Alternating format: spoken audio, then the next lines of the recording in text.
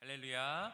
아멘. 오늘 하루도 말씀과 기도로 시작하시는 모든 성도님의 삶 위에 하나님의 크신 은혜와 평강이 넘치시기를 축복합니다. 아멘.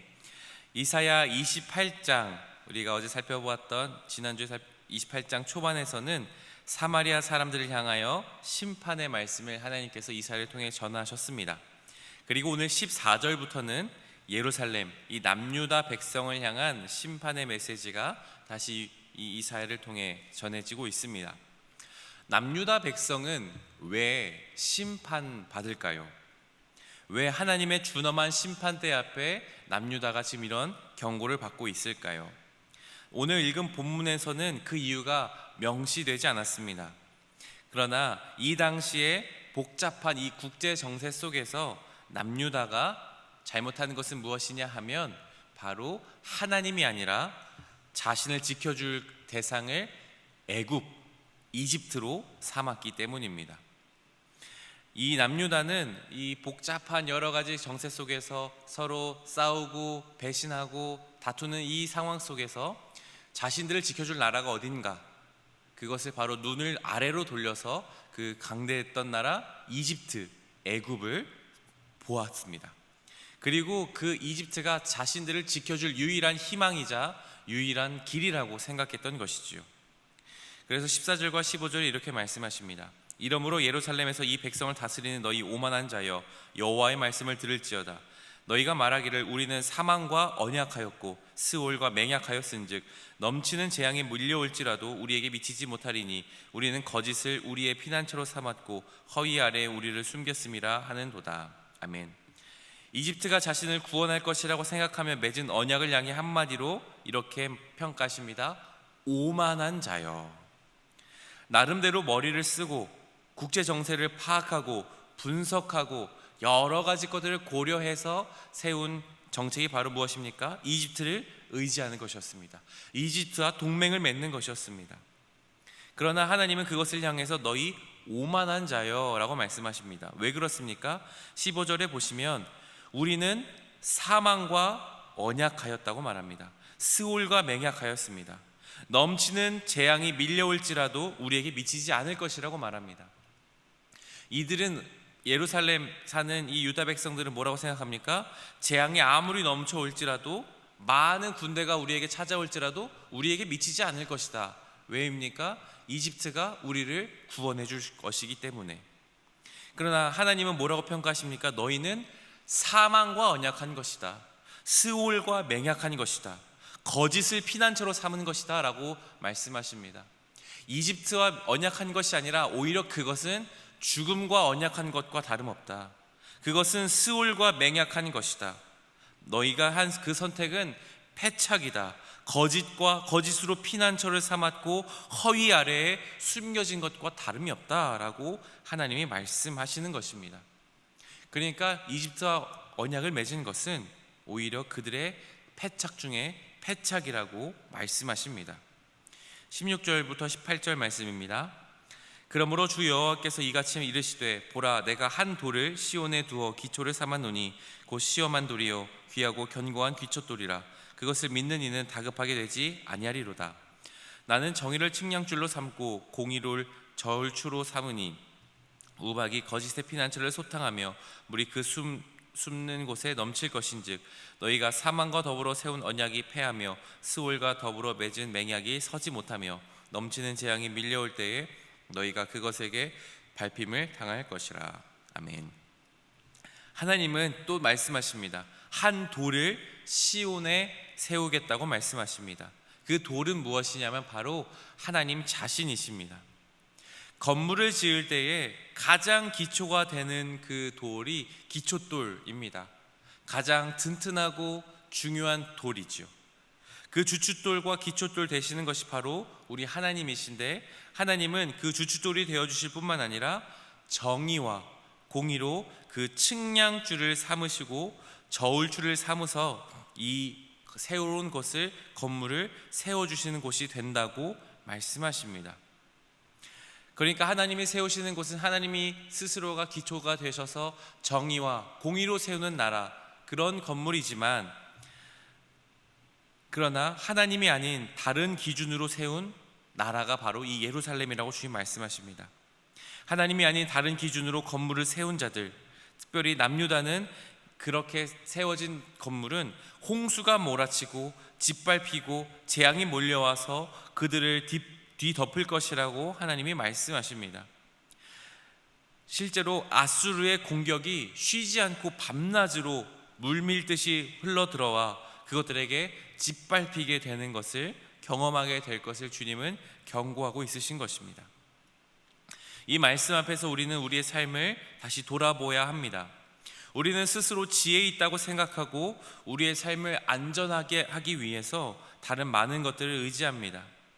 하나님이 아닌 다른 것들이 우리의 주춧돌을 삼아서 살아갑니다.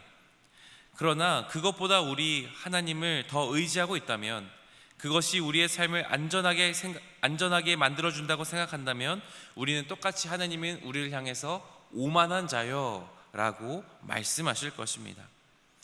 우리의 인생의, 우리의 삶의 기초는, 우리의 삶의 모든 반석은 바로 우리 하나님이셔야만 합니다. 하나님의 정의와 공의를 따라 세워진 모습으로 우리가 살아갈 때에 하나님의 그 말씀의 뜻을 따라서 우리의 건물, 우리의 삶을 든든히 세울 때에만 우리는 진짜 안전을 얻을 수 있습니다. 사랑하는 여러분, 반복되는 이사의 말씀을 통해 우리는 우리의 삶을 돌아보길 원합니다. 우리의 삶의 기초는 지금 무엇입니까? 우리의 반석과 같은 우리의 삶의 기초, 그 주춧돌은 무엇으로 삼고 있습니까? 하나님이 아닌 다른 것이 우리의 삶의 기초가 되어서 다른 사람의 말들이, 다른 세상 사람들의 삶의 방식이 우리의 삶의 기초를 삼고 있진 않은지, 정말로 말씀이신 주님께서 우리의 삶의 주춧돌이신지를 돌아보아야 합니다. 그래서 하나님을 근본적으로 신뢰하는 것이 가장 지혜 있음을 믿으시며 하나님을 경외하며 내 삶의 하나님으로 든든히 우리의 삶을 하루하루 든든하게 세워가시는 우리의 삶이 되시기를 간절히 축복합니다. 아멘. 22절과 23절입니다. 그러므로 너희는 오만한 자가 되지 말라. 너희 결박이 단단해질까 하노라. 대저 온 땅을 멸망시키기로 작정한 것을 내가 만군의 주 여호와께로부터 들었느니라. 너희는 귀를 기울여 내 목소리를 들으라. 자세히 내 말을 들으라. 아멘. 하나님은 그렇게 심판하시기를 경고하시며 또한 말씀하십니다. 오만한 자가 되지 말아라. 오만해질수록 하나님의 심판의 그 결박은 더욱더 단단해질 것이기 때문입니다. 그래서 하나님은 그 유일한 결박을 풀 방법을 말씀하십니다. 그 단단한 결박을 풀, 오만에서 벗어날 방법이 무엇입니까? 23절 말씀입니다. 너희는 귀 기울여 내 목소리를 들으라. 자세히 내 말을 들으라. 아멘. 자신의 지혜를 내려놓고 국제 정세를 살피고 어떻게 하면 더 잘 살 수 있을까? 이 나라가 우리를 건져줄까? 이 나라에 빌붙으면 우리가 살 수 있을까? 그런 것들을 고민하기 이전에 하나님의 말씀을 귀 기울여 듣고 그 말씀을 따라 실천하며 살으라고 주님이 말씀하십니다. 그것이 유일하게 오만에서 벗어나 결박에서 풀어질 유일한 길이라고 주님이 말씀하시는 것입니다. 그래서 하나님은 그것을 계속해서 하나님은 농부의 비유를 통해 말씀하고 있습니다. 24절부터 26절 말씀입니다. 파종하려고 가는 자가 어찌 쉬지 않고 갈기만 하겠느냐? 자기 땅을 개간하며 고르게만 하겠느냐? 지면을 이미 평평히 하였으면 소해향을 뿌리며 대해향을 뿌리며 소맥을 줄줄이 심으며 대맥을 정한 곳에 심으며 귀리를 그 가에 심지 아니하겠느냐? 이는 그의 하나님이 그에게 적당한 방법을 보이사 가르치셨음이며. 아멘. 하나님의 말씀을 듣는 것에 대해서 하나님은 농부의 비유를 드십니다. 하나님은 이미 이스라엘 백성들에게 농사하는 방법을 이미 알려주셨습니다. 농사하려면 어떻게 해야 됩니까? 먼저 땅을 갈아야겠죠. 땅을 평평하게 할 뿐만 아니라 그 땅을 파야겠습니다. 그리고 그 땅을 판 다음에, 고르게 한 다음에 그 땅에 소회향을 뿌립니다. 그리고 대회향을 뿌리고, 그리고 각 식물의 종자대로 그 농사하는 방법에 따라서 적정한 때에 그 방법을 달리해서 그 농사를 짓습니다.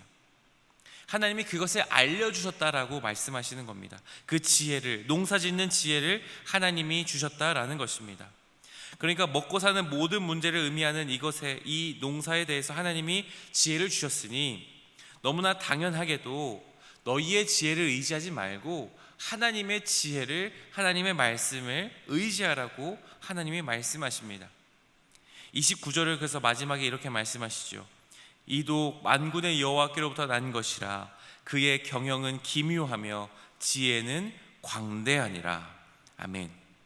기묘하며 광대하신 주님의 지혜를 의지하는 것, 그것이 바로 남유다 예루살렘이 살 유일한 길이라고 주님이 말씀하십니다. 날마다 하나님이 우리의 삶에 적절하게 말씀하시고 또한 가르치시는 것에 우리는 귀 기울여야 합니다. 하나님의 경영은 기묘하시고 그의 지혜는 광대하시기 때문입니다. 우리의 삶의 모든 순간순간마다 하나님을 의지하고 주의 말씀이 나에게 어떻게 깨닫게 하시는가를, 또 어떻게 살기 원하시는 것을 귀 기울이는 것이 지혜입니다. 그래서 하나님은 어떤 상황에서도 기도하고 묻고 하나님을 찾고 애쓰는 사람이 될 때에 하나님은 마땅히 우리에게 살아갈 지혜를 주시고 또한 살 길을 열어주심을 믿으시기를 축복합니다. 사랑하는 여러분, 오늘 이사의 말씀을 통해 우리는 진정으로 오만한 자리에서 벗어나는 삶이 되기를 축복합니다. 하나님이 아닌 다른 것들을 의지하는 것은 오만한 삶입니다. 진정으로 매일매일 농사의 그 지혜를 가르치셨던 것처럼 우리의 삶의 모든 것을 가르치신 하나님의 지혜를 따라 우리의 삶에 든든한 주춧돌 되어주시고 우리의 삶의 기초돌이 되실 뿐만 아니라 정의와 공의로 우리의 삶을 세워가시는 그 진정한 건물이 우리의 인생의 삶이 되시기를 간절히 축복합니다. 기도하겠습니다. 하나님, 오늘 이사의 말씀을 통해 다시금 우리의 든든한 기초돌이 되시며 우리의 다림줄이 되어주시는 그 하나님의 뜻을 발견하며 나아갑니다. 하나님, 우리의 삶의 반석이 어디에 있습니까? 인생의 삶의 중요한 그 기초가 어디에 있었습니까? 하나님 아닌 다른 것이었다면 하나님, 우리가 그것들을 당장 내어버리고 하나님의 말씀으로, 하나님의 뜻으로 우리의 삶을 세우며 하나님의 뜻으로 우리의 기초를 든든히 세우는 우리의 삶이 되게 하여 주시옵소서. 하나님, 우리가 오만한 자가 되지 않기를 원합니다. 하나님께서 주신 지혜를 따라 살아갈 수 있게 하여 주시옵소서. 하나님이 참된 지혜이시며 하나님 참된 구원이심을 바라보며 이 세상의 다른 어떤 그 무엇보다 하나님을 더 힘있게 의지하며 매 순간마다 하나님을 힘있게 날마다 기도하며 의지하며 살아갈 수 있는 우리의 모든 삶이 되어 하나님의 참된 구원을 날마다 경험하는 우리의 삶이 되게 하여 주시옵소서.